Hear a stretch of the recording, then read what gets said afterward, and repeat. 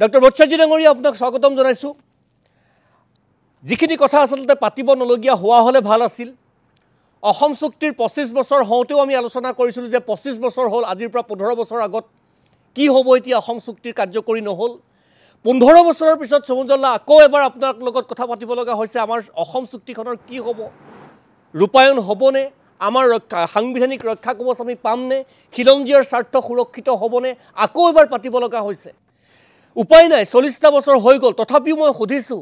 এই 40 বছৰৰ এই ক্ষণত সদৌ অসম ছাত্ৰ সন্থাৰ আজি ক'বলগীয়া, সদৌ অসম ছাত্ৰ সন্থাৰ আজি পৰামৰ্শ, সদৌ অসম ছাত্ৰ সন্থাৰ আজি দাবী চৰকাৰৰ প্ৰতি, ৰজাঘৰৰ প্ৰতি। ডক্টৰ বৎসাজী। হয়, নমস্কাৰ। সুনীল ভূঞা ডাঙৰীয়া, অসম চুক্তি সম্পাদন হোৱাৰ 40 বছৰ হ'ল। ঐতিহাসিক অসম আন্দোলনৰ পিছত ঐতিহাসিক অসম চুক্তি সম্পাদিত হৈছিল। আমি 40 বছৰ বুলি পাতি আছোঁ, আচলতে 40 বছৰ নহয়, আমি তাৰ লগত আৰু 6টা বছৰ যোগ দিব লাগিব। কাৰণ ঐতিহাসিক অসম আন্দোলন হৈছিল 6 বছৰ, 6 বছৰৰ পিছত ঐতিহাসিক অসম চুক্তি সম্পাদিত হৈছিল। অৰ্থাৎ এই 46 বছৰ অসমৰ খিলঞ্জীয়া মানুহে নিজৰ মাতৃভূমি, নিজৰ প্ৰভুত্ব ৰক্ষাৰ বাবে অবৈধ বাংলাদেশীৰ প্ৰব্ৰজনৰ পৰা নিজৰ মাতৃভূমিত অস্তিত্ব আৰু পৰিচয় ৰক্ষাৰ বাবে সংগ্ৰাম অব্যাহত ৰাখিছে। 46 বছৰ, 6টা বছৰ সংগ্ৰাম, চুক্তি হৈ যোৱাৰ পিছত 40 বছৰ, এটা দীঘলীয়া এটা সংগ্ৰাম। ভাৰতবৰ্ষৰ বোধকৰো এনে এখন ৰাজ্য নাই যিখন ৰাজ্যৰ সেই ৰাজ্যৰ জনসাধাৰণে নিজৰ মাতৃভূমিত নিজৰ ভাষা, সংস্কৃতি, পৰিচয়, অস্তিত্ব, নিজৰ প্ৰভুত্ব ৰক্ষাৰ কাৰণে 46 বছৰ সংগ্ৰাম কৰিবলগীয়া হৈছে। আজি বেলেগ এখন, আজি গুজৰাট হোৱা হ'লে আজি প্ৰধানমন্ত্ৰী, গৃহমন্ত্ৰীয়ে কিন্তু ব্যৱস্থা ল'লেহেঁতেন। 46 বছৰ গুজৰাট বা ভাৰতবৰ্ষৰ কোনো ৰাজ্যত সেই ৰাজ্যৰ জনসাধাৰণে নিজৰ মাতৃভূমিত নিজৰ পৰিচয় ৰক্ষাৰ কাৰণে সংগ্ৰাম কৰিবলগীয়া হোৱা নাই। অসমেই এখন ৰাজ্য ভাৰতবৰ্ষত য'ত 46 বছৰ সংগ্ৰাম কৰিবলগীয়া হৈছে। আৰু এখন চুক্তি ৰূপায়ণৰ কাৰণে, যিখন ত্ৰিপাক্ষিক চুক্তি, কেন্দ্ৰীয় চৰকাৰ, অসম চৰকাৰ, সদৌ অসম ছাত্ৰ সন্থা, সদৌ অসম গণসংগ্ৰাম পৰিষদৰ মাজত সম্পাদিত এখন ত্ৰিপাক্ষিক চুক্তি কাৰ্যকৰী কৰিবলৈ 40 বছৰ আমি চিঞৰিবলগীয়া হৈছে। এই 40 বছৰ শাসনত সকলো আছিল। দিল্লীত কেন্দ্ৰীয় চৰকাৰ বা ৰাজ্যত সকলো দলৰ চৰকাৰ আছিল, সকলো দলৰ চৰকাৰে শাসনত আছিল, আৰু সকলোৱেই অসম চুক্তিৰ ৰূপায়ণেৰে এই জ্বলন্ত বিদেশী নাগৰিকৰ সমস্যা সমাধানত চূড়ান্তভাৱে ব্যৰ্থ হৈছে। এইটো হ'ল বাস্তৱ পৰিস্থিতি। এতিয়া আমাৰ মনত প্ৰচণ্ড ক্ষোভ আছে, খং আছে। কিন্তু আজিৰ এই পবিত্ৰ দিনটোত আমি কাইলৈ 40 বছৰ হ'ব, এই সময়তে অসম আন্দোলনৰ 860গৰাকী জাতীয় শ্বহীদলৈ মই প্ৰথমতে শ্ৰদ্ধা জনাইছোঁ, নিৰ্যাতিত ব্যক্তিসকলক শ্ৰদ্ধা জনাইছোঁ। আৰু পুনৰ আমি এইটো সংকল্পৰ কথা দোহাৰিছোঁ যে আমি জাতীয় শ্বহীদৰ ত্যাগক আমি অথলে যাব নিদিওঁ, আৰু অসম চুক্তিৰ ৰূপায়ণেৰে জ্বলন্ত বিদেশী নাগৰিকৰ সমস্যাৰ সমাধান নোহোৱালৈকে আমি ক্ষান্ত নহওঁ। কাৰণ সুনীল ভূঞা ডাঙৰীয়া, আপুনি জানিব যে ইয়াৰ মাজতে আমি আইনগত যুঁজো কৰিবলগীয়া হৈছিল। মাজতে এটা আৰম্ভ হৈছিল যে অসম চুক্তিখন আইনগত হয়নে নহয়। এতিয়া উচ্চতম ন্যায়ালয়ৰ সাংবিধানিক বিচাৰপীঠে অসম আন্দোলনৰ অসম চুক্তিক আইনগত মান্যতা দি দিলে। এতিয়া আজিৰ তাৰিখত আজি পৰিণতি কি? প্ৰথম পাতিব লাগিব পৰিণতি। এই যে 40 বছৰ অসম চুক্তি কাৰ্যকৰী নকৰাৰ কাৰণে আজি অসমত সংকট নামি আহি পৰিছে। আজি যে আমি সংকটৰ কথা পাতি আছোঁ, আজি গোটেই অসমত অবৈধ বাংলাদেশীৰ প্ৰব্ৰজনৰ কথা পাতি আছোঁ, সংকটৰ কথা পাতিছোঁ। এই সংকটটোৰ কাৰণ কি? এই যে সংকট আহিছে তাৰ মূল কাৰণটোৱে হ'ল 40 বছৰে শাসনত থকা কেন্দ্ৰীয় ৰাজ্য চৰকাৰসমূহে অসম চুক্তি কাৰ্যকৰী নকৰাৰ কাৰণে অসমলৈ সংকট আহি পৰিছে। সংকটটো প্ৰবল হৈছে, সংকটটো আহিছে, সংকট প্ৰবল হৈছে। আজি জনজাতীয় বেল ব্লকত অবৈধ বাংলাদেশী সোমাইছে, খেতিৰ মাটি বাংলাদেশীয়ে ল'লে, সত্ৰৰ মাটি বাংলাদেশীয়ে দখল কৰিছে, বনাঞ্চলত আজি অবৈধ বাংলাদেশী সোমাইছে। আজি অসমৰ জনবিন্যাস পৰিৱৰ্তন হৈ গ'ল। অসমৰ খিলঞ্জীয়া মানুহৰ হাতত ৰাজনৈতিক অধিকাৰ নোহোৱাৰ উপক্ৰম হৈছে, হেৰাই যোৱাৰ উপক্ৰম হৈছে। আৰু আমাৰ ভাষা, আমাৰ সংস্কৃতি, আমাৰ অৰ্থনৈতিক পথাৰত আমাৰ প্ৰভাৱ পৰিছে। আৰু এতিয়া অবৈধ বাংলাদেশীৰ লগত এতিয়া মৌলবাদী সোমাইছে। আটাইতকৈ ডাঙৰ কথা এইটো, আজি অসম আন্দোলনৰ সময়ত অসমৰ ৰাইজে কি কৈছিল? ছাত্ৰ সন্থাই কৈছিল যে save Assam today to save India tomorrow. আজি অসমক বচাবলৈ, কাইলৈ দেশক বচাবলৈ অসমক বচাই লোৱা, দেশবাসীৰ প্ৰতি আমাৰ আহ্বান আছিল, কেন্দ্ৰীয় চৰকাৰৰ প্ৰতি আহ্বান আছিল। কিন্তু সেই সময়ত আমাৰ কথা নুশুনিলে। আৰু আজি তাৰ পৰিণতি কি? পৰিণতি আজি কেন্দ্ৰীয় চৰকাৰে, গৃহ মন্ত্ৰালয়ে ভাৰতবৰ্ষৰ সকলো ৰাজ্য চৰকাৰক বিদেশী নাগৰিক চিনাক্তকৰণ কৰি বহিষ্কাৰ কৰিবলৈ নিৰ্দেশনা দিবলগীয়া হৈছিল। অসমৰ ৰাইজে কিন্তু সময়মতেই এই সকিয়নি দিছিল, যুক্তিপূৰ্ণভাৱে তেতিয়াই আন্দোলন কৰিছিল। আৰু আজি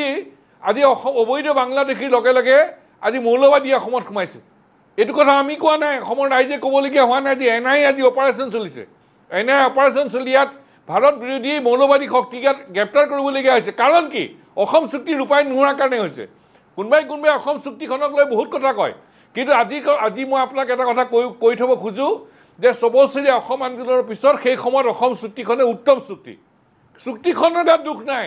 চুক্তিখন কাৰ্যকৰী নকৰাসকল দোষী আৰু ভাৰত বাংলাদেশ সীমান্ত ২৬৮ কিলোমিটাৰ ৪০ বছৰ দিল্লী দিছপুৰত যিসকল শাসনত আছিল ৪০ বছৰে ভাৰত বাংলাদেশ সীমান্ত ২৬৮ কিলোমিটাৰ চিল কৰিব নোৱাৰাটো দিল্লী দিছপুৰত থকা কেন্দ্ৰীয় ৰাজ্য চৰকাৰসমূহৰ এটা অক্ষমনীয় অপৰাধ দেশৰ সাৰ্বভৌমত্বৰ প্ৰতি আপোচ হৈছে আজি গুজৰাটত হোৱা হ'লে পাকিস্তান সীমান্ত এনেকৈ উন্মুক্তকৈ ৰাখিলেহেঁতেন নেকি পশ্চিম সীমান্ত ৰাখিলেহেঁতেন নেকি নাৰাখিলেহেঁতেন আৰু কেন্দ্ৰীয় চৰকাৰে বাৰে প্ৰতি উচ্চতম ন্যায়ালয়ে কৈছে IMDT বাতিল কৰোঁতে উচ্চতম ন্যায়ালয়ে কৈছিল ব্যাপক সংখ্যক অবৈধ বাংলাদেশীৰ প্ৰব্ৰজনৰ ফলত অসমত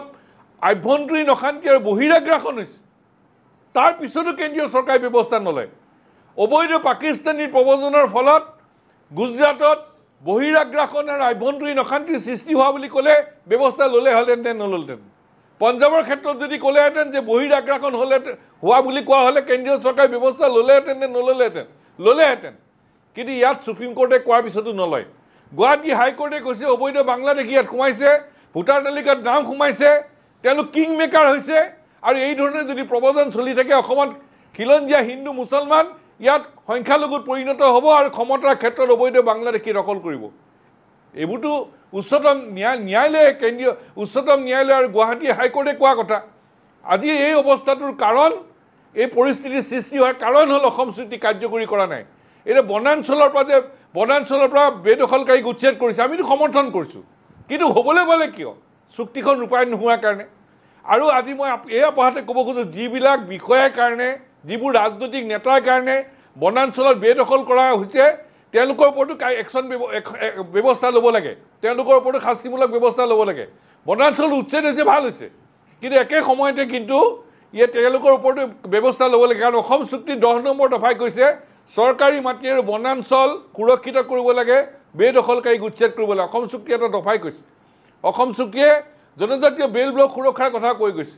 এইবোৰ হ'ল এতিয়া পৰিণতি আজি এই পৰিণতিত অবৈধ বাংলাদেশীৰ প্ৰব্ৰজনৰ ফলত অসমৰ খিলঞ্জীয়া মানুহৰ প্ৰতি অহা ভাবুকি প্ৰবল হৈছে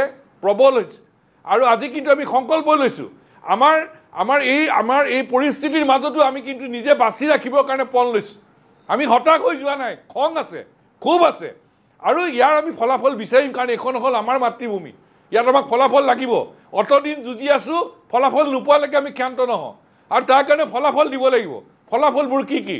ফলাফল 1 নম্বৰ হ'ল অসম চুক্তিৰ প্ৰত্যেকটো দফা নিৰ্দিষ্ট সময়সীমাৰ ভিতৰত কাৰ্যকৰী কৰিলে টাইম বাউণ্ড একশ্যন প্লেন ঘোষণা কৰক সময় নিৰ্দিষ্ট কৰ্মসূচী কেন্দ্ৰীয় অসম চৰকাৰে ঘোষণা কৰক ডবল ইঞ্জিন চৰকাৰ এটা ডবল ইঞ্জিন চৰকাৰে টাইম বাউণ্ড একশ্যন প্লেন দিয়ক 2 নম্বৰ কথা ভাৰত বাংলাদেশ সীমান্ত যুদ্ধকালীনভাৱে চিল কৰক ইয়াত অবৈধ বাংলাদেশীৰ লগতে মৌলবাদী সোমাইছে গতিকে অবৈধ বাংলাদেশী আৰু মৌলবাদীক পুলিয়ে পোখাই উৎখাত কৰিব লাগিব তাৰ কাৰণে ভাৰত বাংলাদেশ সীমান্ত চিল কৰক পশ্চিম সীমান্ত যেনেকৈ চিল কৰিছে একে চিল কৰক 3 নম্বৰ কথা অসম চুক্তিৰ 6 নম্বৰ দফা অনুসৰি ন্যায়াধীশ অৱসৰপ্ৰাপ্ত ন্যায়াধীশ বিপ্লৱ শৰ্মা কমিটিৰ যিখিনি পৰামৰ্শ বুলি কেন্দ্ৰীয় অসম চৰকাৰৰ আওতাত পৰে সকলো পৰামৰ্শ কাৰ্যকৰী কৰক অসম চৰকাৰৰ আওতাৰ 38টা কাৰ্যকৰী কৰিম বুলি কৈছে বাকীকেইটাও কৰক আৰু কেন্দ্ৰীয় চৰকাৰৰ আওতাৰখিনিও কৰক আমাক সাংবিধানিক ৰক্ষা কবচ লাগিব আমাৰ আসন স্থানীয় নিকায় বিধানসভা সংসদত আমাৰ আসন 100% আসন সংৰক্ষণ লাগিব চাকৰি বাকৰি সংৰক্ষণ লাগিব ভাষা সংস্কৃতি মাটিৰ ওপৰত সুৰক্ষা লাগিব এই সাংবিধানিক ৰক্ষা কবচ আমাক লাগিব 4 নম্বৰ কথা অশুদ্ধ যিখন ৰাষ্ট্ৰীয় নাগৰিক পঞ্জীখন শুদ্ধকৈ উন্নীতকৰণৰ ব্যৱস্থা কৰিব লাগিব উচ্চতম ন্যায়ালয়ক কেন্দ্ৰীয় ৰাজ্য চৰকাৰে আবেদন দিয়ক আমি আছোঁ আকৌ নতুনকৈ দিবলৈ যুঁজা কৰি আছোঁ আগতেও দিছিলোঁ এইখন আমাৰ শুদ্ধ হ'ব লাগিব আৰু আনটো বিষয় হ'ল যে অসমৰ মাটিত অবৈধ বাংলাদেশীৰ লগে লগে মৌলবাদী সোমাইছে তেওঁলোকক পুলিয়ে পোখাই উৎখাত কৰিবলৈ এটা স্পেচিয়েল অপাৰেশ্যন লাগে অসম আন্দোলনৰ সময় পৰিস্থিতিতকৈ আজি পৰিস্থিতি বেছি ভয়াৱহ অসম আন্দোলনতকৈ আজি পৰিস্থিতি বেছি প্ৰকট হৈছে আজি ইয়াত বেছি সংকট নামি আহিছে আৰু এই সংকটৰ পৰা উদ্ধাৰ পাবলৈ আমি কোৱা এই পৰামৰ্শ এই দাবীকেইটাৰ উপৰিও অসমৰ মাটিত থকা অবৈধ বাংলাদেশীৰ লগে লগে মৌলবাদীক পুলিয়ে পুখাই উৎখাত কৰিবলৈ এটা বিশেষ অভিযান এটা স্পেচিয়েল অপাৰেশ্যন চলাৰ ব্যৱস্থা কৰিব লাগে আৰু এই কথাটো কাইলৈ প্ৰধানমন্ত্ৰীয়ে লালকিল্লাত পতাকা উত্তোলন কৰি ভাষণ দিব অসমৰ সন্মানীয় মুখ্যমন্ত্ৰীয়ে ইয়াত ভাষণ দিব আমি এইকেইটা বিষয়ৰ ওপৰত স্পষ্ট বক্তব্য আমি আশা কৰিছোঁ ডক্টৰ ভট্টাচাৰ্যজী মই আপোনাৰ লগত সম্পূৰ্ণৰূপে একমত কিন্তু মই এটা কথা মাত্ৰ আপোনাৰ পৰা ঠিক জানিবলৈ নহয় বৰ্তমান অসমৰ যিখন চৰকাৰ আছে বৰ্তমান যিসকলে ৰাজ্য শাসন কৰি আছে বা আমাৰ প্ৰতিনিধি দিল্লীত আছে সৰ্বানন্দ সোণোৱাল সকলোৱে এই গোটেই কথাখিনিকে কৈ জাতীয় সংগঠনৰ মজিয়াৰ পৰা এসময়ত এতিয়া ৰাজ্য শাসন কৰিছে অৰ্থাৎ তেখেতসকলে এই গোটেই সমস্যাখিনিৰ কথা ভালদৰে জানে পৰিস্থিতিৰ ভয়াৱহতাৰ কথা জানে পৰিস্থিতি কিমান স্পৰ্শকাতৰ পৰা অতি স্পৰ্শকাতৰ হৈছে সেয়া হৈ আছে সেয়া জানে তাৰ পিছতো সদৌ অসম ছাত্ৰ সন্থা জাতীয়তাবাদী যুৱ ছাত্ৰ পৰিষদ অসম সাহিত্য সভা বা অন্যান্য দল সংগঠনে আহ্বান জনাব লগা হৈছে দাবী জনাব লগা হৈছে তেখেতসকলে কিয় ৰাজশাসন পোৱাৰ লগে লগে এই গোটেই পৰিক্ৰমাটো পাহৰি যায় বা কিয় গুৰুত্ব নিদিয়ে এই ক্ষেত্ৰত সদৌ অসম ছাত্ৰ সন্থাৰ কিবা আহ্বান থাকিব নেকি সব দুটা কথা মই দুটা ভাগত ভাগ কৰিম প্ৰথম কথা যে অসম চুক্তি সম্পাদন হোৱাৰ পৰা আজিলৈকে 40 বছৰ হ'ল 40 বছৰত দিল্লী আৰু দিছপুৰত কেন্দ্ৰ ৰাজ্য চৰকাৰ সকলো দলৰ চৰকাৰে শাসনত আছে সকলো দল কি কংগ্ৰেছ কক কি এজিপি কক কি বিজেপি কক কি বামপন্থী কক সব আছে আৰু সকলো দলৰ চৰকাৰ ক্ষমতাত থাকিও অসম চুক্তি ৰূপায়ণে অসমৰ জ্বলন্ত বিদেশী নাগৰিক সমস্যা সমাধান কৰাত উভয় চৰকাৰসমূহ ব্যৰ্থ হ'ল এইটো হ'ল প্ৰথম কথা দ্বিতীয় আপোনাৰ প্ৰশ্নটোৰ উত্তৰ মোৰ একে স্পষ্ট আমাৰ মনত বেদনা আছে দুখ আছে খং আছে কাৰণ ৰাজপথত কোৱা কথাবোৰ ক্ষমতাৰ ক্ষেত্ৰখনত পোৱাৰ পিছত সেইখিনি কাৰ্যকৰী কৰা নাই তাৰ কাৰণে আমাৰ মনত বেদনা আছে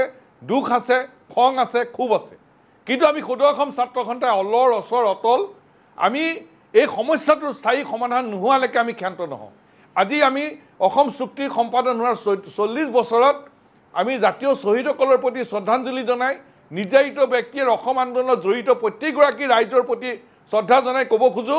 যে অসমত নিজৰ মাতৃভূমিত খিলঞ্জীয়া মানুহৰ প্ৰভুত্ব আৰু নিৰন্তৰ নিশ্চিত নোহোৱালৈকে আমি ক্ষান্ত নহওঁ ফলাফল নোপোৱালৈকে আমি ক্ষান্ত নহওঁ ধন্যবাদ জনাইছোঁ সেয়া আছিল ডক্টৰ সমুজল কুমাৰ ভট্টাচাৰ্যজী সদৌ অসম ছাত্ৰ সন্থাৰ মুখ্য উপদেষ্টা সমুজল দা মই ধন্যবাদ জনাইছোঁ এইখিনি সময়